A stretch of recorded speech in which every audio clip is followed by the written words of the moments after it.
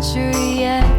I couldn't see it coming. I've been really missing out on something you said you had, but you were just joking. I took a risk, I was finally trusting. You came and went, wonder what you were smoking. To let me go without any fight.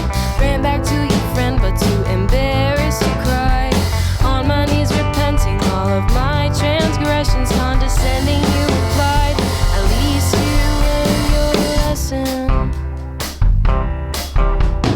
I've been really reconsidering my choice making, and from my understanding you had the chance to come clean, yet you stayed silent, let gossip do its thing. I can't believe I held you close, only to find out I was the butt of all your jokes. On my knees repenting all of my transgressions. Condescending you replied, at least you learned your lesson. You left promptly, I stayed confused. Thought I'd done what I was supposed to. I broke the promise to myself, and I heard apologies on then too. Somehow it went from bad to worse, but I wasn't the one waving the flame around, just trying to burn.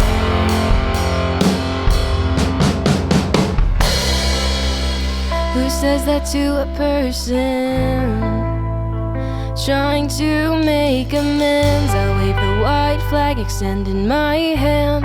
2 seconds flat, you torn it to shreds. The lesson I learned was to stay far away, employ more guards at the front of my gates. After reconsidering, you're the last person I'll ever let in. Okay, welcome to Live to Do episode number 7. We've got Ada Setlik back, and as you might be aware, Ada has been here before as part of this podcast, but this time not with her brothers. We have a new band here, so couldn't we start off just introducing everybody? Liam, you've been here before as part of this going on here, so let's just start with you. Please refresh everybody here with your background, what you play, all that good stuff. Sure. I'm Liam Morrissey. I play guitar in the band. I do lead, and then also rhythm when Ada doesn't want to play rhythm. That's true. I'm from Long Island, New York, and the last time I was here was with Eric Timlin last year, with his band The Accountant and Little Thumbs. Hi, Eric. We all love you and miss you. Of course, Ada is back again. Tell us about like this lineup of folks here, and we'll talk about these guys here in a minute. But tell us about that. So Ben and Jobi were my cymbal line rookies last year, and I have not had much success in having like a stable band here, just because like everyone would like graduate and then I have to start over. So like they talked about how they were JCM primaries and it kind of like fit. And then they knew Liam, so I was like, I need a guitarist. There's Liam, and that's how it started. Yeah. What's up, y'all? I'm Jobi. I play bass, just the bass. I'm from the Adirondacks, like 3 hours up here. JCM primary, like she said, music education major. Love cats, love the color blue, man. Cool. Just tell us a little bit about your experience here at Syracuse so far. Have you found it easy to get out, play with other people, or is a lot of because education majors are super busy, right? So, yeah. I mean, I feel like I'm just super blessed to have a lot of friends that like give me opportunities, especially as a freshman. It was definitely nerve-wracking. I never grew up in a music scene, so it's kind of like my first time getting into this type of stuff. But I think it's a lot of fun if you work hard, and like I think the biggest thing I've learned is that you just got to be a nice person to be around and like fun to be around. That's really how I've gotten my gigs. It's just people are like, I'd rather just hang out with you, and I'm like, you know what, fair. The term people use is you got to be a good hang, right? Yeah, you got to be exactly. somebody that people want to like make music with. So is playing the music that you play with Ada, is this like music that you have kind of played before, or is this newer to you? What's your kind of thing? I would say like my thing is really like gospel, like funk music. Okay. That's kind of like what I grew up playing. I self-taught myself, and that's kind of like the things I was always attracted to. But like when I got here is really when I got into like what I call like white girl pop, and I think it's a lot of fun. Like I always have a blast just listening to everybody around me. Everybody's so incredibly talented. There are many talented people here. So I have a fun time just stepping back and just listening to what's going on, you know. Awesome. As the sign of a good bass player, just providing support and flowing along with it. Cool. Versatility, yeah. How about you, Ben? My name is Ben. I am a sophomore music major. I'm from Western Massachusetts, the Berkshire County. And yeah, I mean, I was a Similan rookie last year with Ada, and still in the drum line this year. And you know, it was great to be able to have the opportunity to be able to play with her like right off the bat. She was looking for people to play with. We were looking for people to play with. The mathed, and it worked out. So yeah, and I'm a percussionist and a drummer, and then I also sing backup vocals in rehearsal, only in rehearsal. But yeah, a lot of. Cool. So I see you playing with like a lot of the music school. I see your name attached to. Is that just because you want to get as much experience with everybody as you can, and like the diversity of all the different stuff? Yeah, a lot of it is just getting as much experience. I'm also like, I play jazz primarily, and so a lot of the gigs that are happening are a lot of jazz-based gigs. So a lot of the people are like, oh, you know, such and such can't play this gig, or we want you to play this gig. And so I've been really fortunate to play a lot over the course of the last 2 years being here. I had a really early start with gigging, and that was all just because a lot of the upperclassmen gave me the opportunity to. So, and then we've played a ton of gigs with this group, and just getting more comfortable with playing in the Syracuse area it's been really cool to have all the people around us helping us. Cool. So this isn't jazz. No, it is but not like, jazz. Can you talk about how like a jazz background or a funk and gospel background, like how do those things kind of like influence the way that you might approach what Ada does? Yeah, I mean, as a jazz player, primarily, it's just I taught myself how to play a lot of jazz style in terms of drum set, just by listening to a lot of stuff. And so I think what makes a really good jazz player is their ability to listen and their like ability to like clue in to what's happening around them. And like that's I think why we have such a good connection is because I know what he's gonna play. Like I can like almost telepathically feel what he's gonna do. And then translating it here, it's like we're arranging on the spot all the time. Yeah.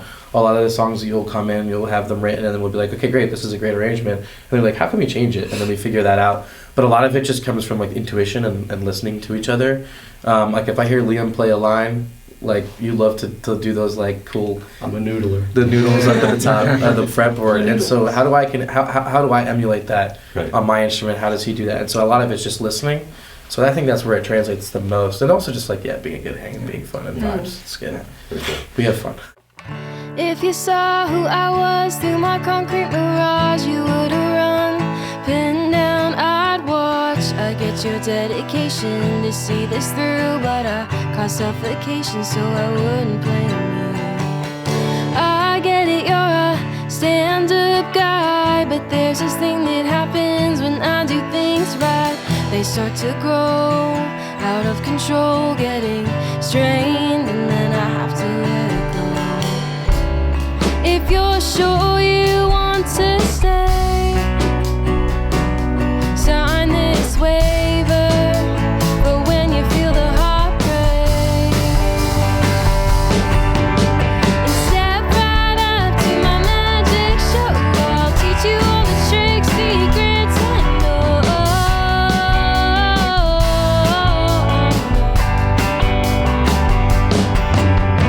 Bonnie and Clyde, they made it work. My price is high for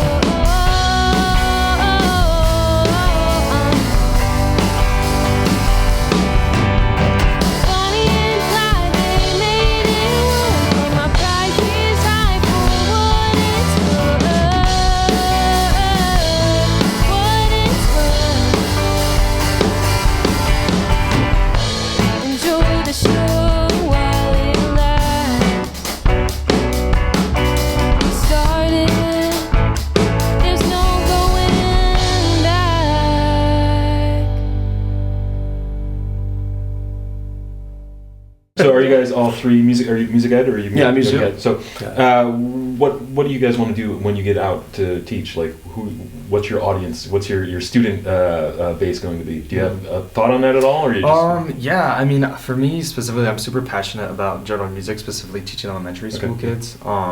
In my local high school, I would help out with the elementary choir, and so I kind of just grew a passion for that.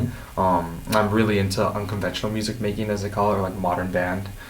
So like, I think having a background playing in the studio, learning how to play all these instruments, is going to be very versatile, especially for general music, because I feel like most kids these days don't really want to play a cello or a trombone. They'd rather learn how to like shred on a guitar or like wham on a drum, you know. And I think that's where like this type of experience comes in very usefully. Yeah, I think like I'm really into like performing and like writing and stuff like that. And I think it takes, I don't know, I think it helps a lot with teaching. Like I think one of the biggest goals for me when I graduated is to be able to teach high school, because that's kind of when I got like the most into music and stuff. I mean, like COVID hit right as I was going into high school, and that's when I really started to like actually get good at guitar and like started playing every day and like really get into it. And then I went to school and I joined the jazz band and stuff like that. And like, it was nice to have a band leader who, even though he didn't play guitar, he still was a gigging jazz musician. He took me to one of his pitch shows one time. He just like let me sit in with him, which was just like awesome and so much fun. Like, it's good to have those performance opportunities where you can like bring kids into that environment and teach them about that. I'm not a music ed major, but I do plan to teach. I plan to come back here or go somewhere for education, master's degree.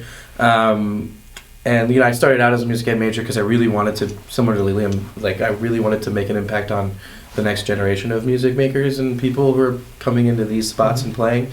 My main goal was to be a high school, and is to be a high school band director, taking jazz band, marching band, anything, because that's the place where I really started to get the guidance that I needed to go to music school.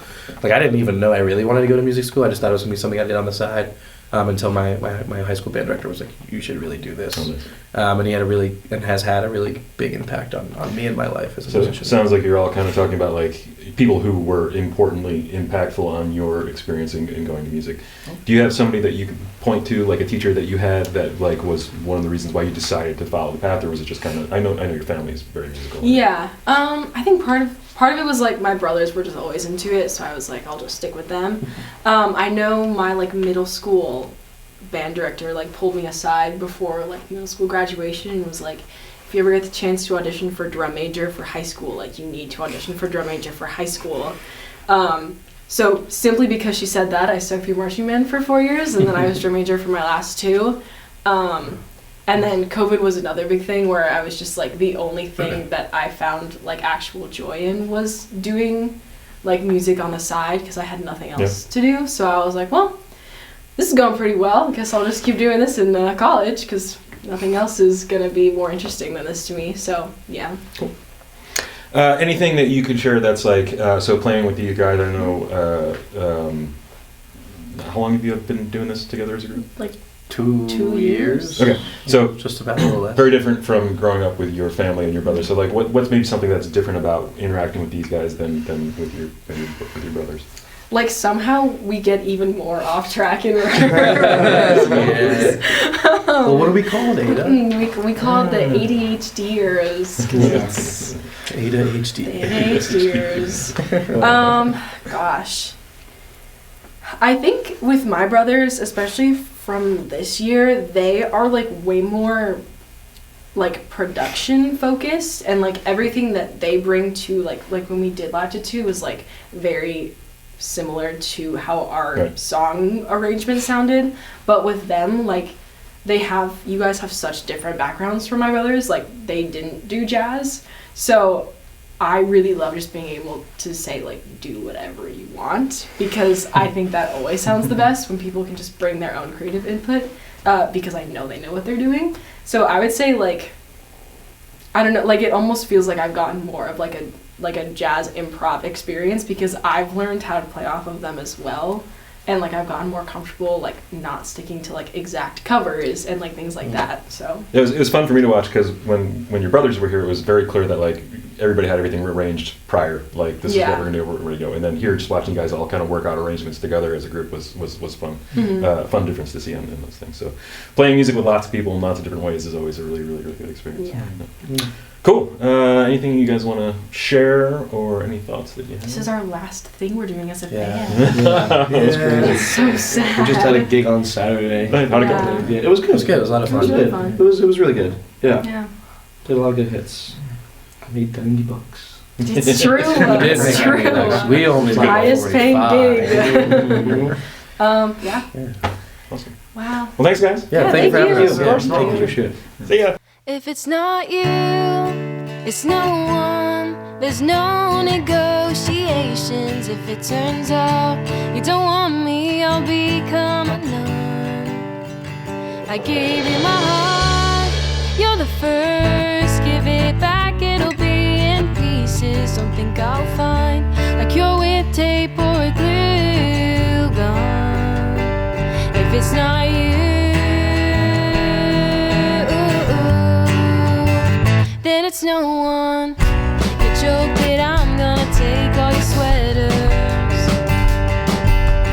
Honestly, you're probably right.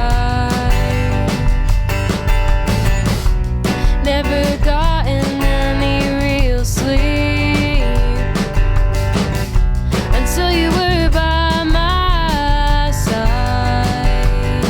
I don't think you'll ever really know how much you mess me up.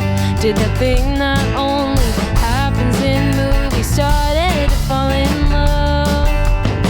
I got a lot of life left, full of all my regrets, but this I know for sure, that if it's not you, it's no one. There's no negotiations. If it turns out you don't want me, I'll become a nun. I gave you my heart, you're the first. Give it back, it'll be in pieces. Don't think I'll find like you're with tape or glue gun. If it's not you, then it's no one. Got so excited to show your picture to my grandmother. She remarked, you picked a good one. I'll guard you like the pennies I kept in my little red safe, like the diary where I drew hearts around your name. Because if it's not you, it's no one. There's no negotiations. If it turns out you don't want me, I'll become a nun.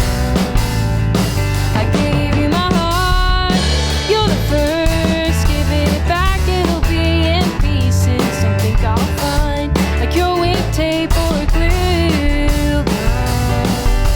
If it's not you, then it's no one. If we're bonded at the altar, do our souls get rings? I'll walk this life alone if I can't have you next to me. I'm going crazy. I'm thinking we could get married. Because if it's not you, it's no one. There's no negotiations. If it turns out you don't want me, I'll become a nun. I gave you my heart, you're the first. Give it back, it'll be in pieces. Don't think I'll find like you're with tape or glue gun. If it's not